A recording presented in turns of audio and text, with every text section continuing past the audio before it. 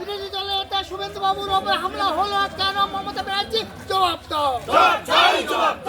বিরোধী দলের নেতা শুভেন্দু বাবুর ওপর হামলা হলো কেন? মমতা ব্যানার্জি জবাব দাও।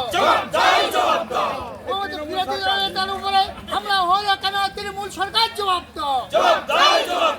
তৃণমূল সরকার আর নেই দরকার, আর নেই দরকার।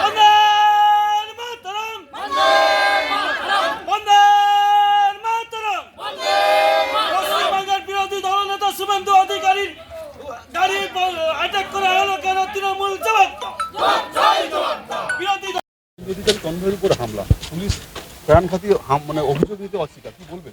দেখুন, মমতা ব্যানার্জি যখনই উনি ভাবছেন কি বাংলায় আর ওনার সরকার থাকবে না, উনি নিজেই গুন্ডাগর্দি শুরু করেছেন।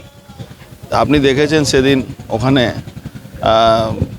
ইডি উপরে যেভাবে তার ফাইল কেড়ে নিয়ে চলে আসা, উনি একটা বার্তা দিলেন কি আমার ডোন্ট কেয়ার, আমি ইডিকে মারতে পারি, আমি সিবিআইকে মারতে পারি, তোমরাও যত পারো মারো, লুটপাট করো। এই জন্যে উনি এইসব করাচ্ছেন।